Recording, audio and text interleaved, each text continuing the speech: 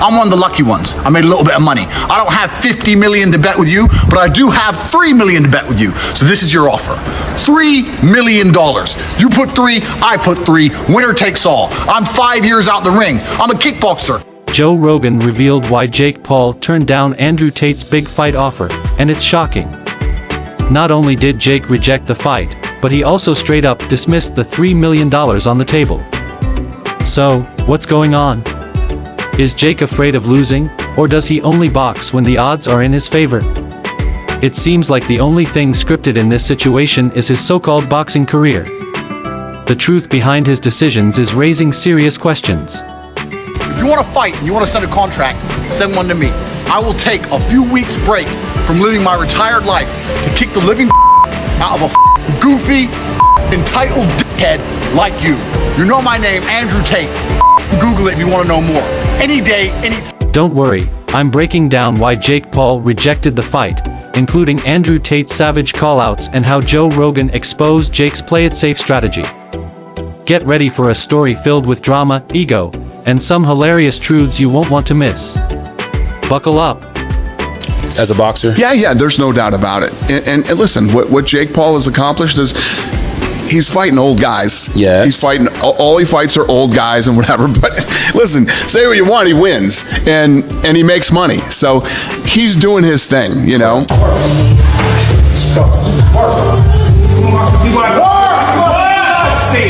on, fight.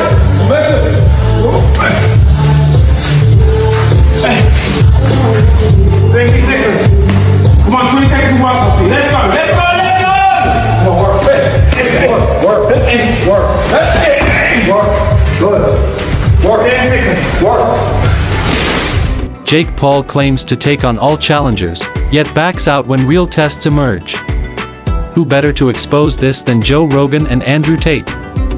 If there were a handbook on dodging legitimate competition while shouting about being the best, Jake Paul would have written it. His actions speak louder than his words.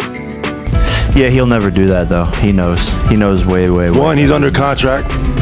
And two, he's not his own boss. And two, he won't do it. He knows better. He might and say, it's funny to say like, yo, Conor McGregor is scared of Jake Paul, will never box. Then came Jake's brilliant pivot, fighting Mike Tyson, the 57-year-old retired legend whose prime ended back when VHS tapes were still popular. In his infinite wisdom, Jake decided boxing Tyson was a better move than facing someone like Andrew Tate, who is not only in fighting shape but also unpredictably dangerous. It was a calculated move, sure, but it screamed one thing louder than anything else: fear. We all know the fight with Tyson was scripted, but he couldn't do that with Tate, who isn't a man to follow any script in the ring. You've got left with somebody like me. He'd mentioned me before, and there'll be people out there saying, oh, Carl Froch's talking about himself, he's after a payday. Listen, I'm not after a payday. I'm doing all right. There's no problems with my finance. Let's not pretend this is the first time Jake Paul has avoided a fight he couldn't control. His entire boxing career has been a masterclass in cherry-picking opponents, former basketball players, retired MMA fighters who've never boxed a day in their lives, and now Tyson, a retired heavyweight with enough fame to sell tickets but not enough speed to be a real threat. It's a pattern so obvious that even Jake's most loyal fans are starting to take notice. The truth is becoming harder to ignore. So when you see some of these crossover fights, obviously I know that you and Jake Paul have had your disagreements. Do you think that Jake's gotten better as a boxer? Yeah, there's no doubt about it. And listen, what Jake Paul has accomplished is he's fighting old guys. Yes. He's fighting, all he fights are old guys and whatever. But listen, say what you want, he wins. And he makes money. So he's doing his thing, you know. Joe Rogan didn't hesitate to call out Jake Paul on his podcast, pointing out that Jake's strategy revolves around avoiding anyone who could actually beat him. He's been fighting old, undersized opponents, Rogan said, summing up what everyone else was already thinking. Jake Paul doesn't want to fight Andrew Tate because Tate is younger, faster, and far more unpredictable than anyone Jake has faced. Rogan went even further, stating that Jake's reluctance to face Tate reveals his priority isn't proving himself as a legitimate fighter but preserving his undefeated record at all costs. Let's talk about Andrew Tate for a moment. this isn't some washed-up internet personality looking for a payday. Tate is a former kickboxing world champion with a chip on his shoulder and a point to prove. He didn't just challenge Jake Paul, he practically dared him to fight. His $3 million bet wasn't a publicity stunt, it was a bold statement. Tate knew Jake wouldn't take the fight, and he made sure to make that clear to the world. When Jake Paul ghosted him, Tate didn't stop there. He doubled down, calling Jake out again and pointing out the obvious. Jake's entire career revolves around fighting opponents he can control. There's a difference between training and being a fighter, Tate said, delivering a savage truth to Jake's entire existence. Prime fighters destroy hobbyists, and Jake's actions show he's just that, a hobbyist, not a real fighter. Two brothers, one cage. Jake Logan, you Tristan. Who comes out alive? You know what? I'm trying so hard to not start internet beefs. I'm really trying not to. You could say Jake and Logan, man. Bro, don't worry about it. No, I can't lie. Bro, I'm going through life. I'm trying to live peaceful now. I've got Fed agents in my house. Matrix is after me. I'm just trying to live peaceful. But of course, I have absolute faith in myself and my brother, and I know what we've been through, and I know the kind of men we are. Jake's silence after Tate's second challenge was deafening. For someone who constantly hypes his fights, Jake suddenly had no words. His fans, who had been buzzing about the potential Paul-Tate showdown, were left confused. If it feels like Jake just got rocked by a verbal 1-2 combo, then slip the jab and smash that subscribe button, because this saga is delivering more hits than Jake ever will in a real fight. Now, let's break it down. Jake Paul chose to fight Mike Tyson over Andrew Tate because Tyson was the safer option. Yes, Tyson is a boxing legend, but let's not forget he's 57 years old and well past his prime. Jake knew he could control the narrative with a Tyson fight. It would sell pay-per-views because of Tyson's name, not because it would be an actual challenge. That fight was clearly scripted, and most importantly, Jake knew it wouldn't put his carefully curated undefeated record in jeopardy.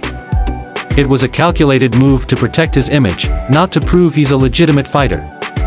The truth is becoming impossible to ignore. Andrew, fighter, legitimate, badass motherfucker, strong mentality. Sorry, Tristan Tate is a weak link. I say let's He got a bad shoulder. He's shaped like a gingerbread man. I don't want no beef, but that's delusion. PFO will set this up. A MMA double tag team match. 10 million for everybody. You might have a fight on. In contrast, Andrew Tate, in his mid-30s and at peak physical condition, has years of combat sports experience. Unpredictable and skilled, Tate is not interested in Jake's game. If Jake faced him in the ring, he wouldn't just risk losing, he'd risk being exposed as the hobbyist Tate has always claimed he is. Why don't you lose to an old man who's retired? I live in the real fucking world, Jake. There's a whole bunch of fighters out here who live in the real fucking world. Men who are dangerous and dedicated their lives to this sport and don't have a fucking fraction of the money you have because you managed to become a fucking clown. Joe Rogan didn't hold back when discussing Jake's decision to fight Tyson instead of Tate. Jake Paul doesn't want to fight someone he can't control, Rogan said, cutting through Jake's facade like a hot knife through butter. And he's right. Jake Paul's entire career revolves around controlling his opponents, the narrative, and the spectacle. Andrew Tate represents the one thing Jake can't control, a real challenge. If Jake thought his fans wouldn't notice this dodge, he was sorely mistaken. Social media quickly erupted with criticism, and the backlash was brutal. Fans called him a coward, a fraud, and worse. Even some of Jake's own supporters admitted that avoiding Tate while fighting Mike Tyson looked bad. The internet has a long memory, and this decision could haunt Jake for the rest of his career, with his credibility increasingly in question.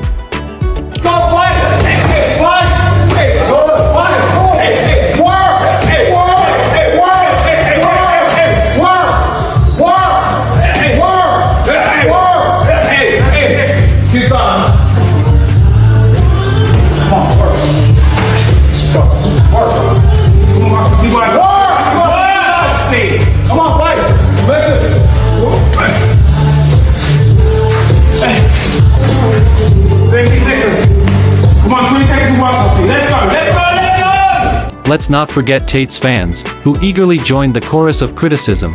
flooding Jake's social media with taunts and reminders of his reluctance to face a real fighter. Tate, of course, seized the opportunity, calling Jake out for being scared and reiterating his challenge.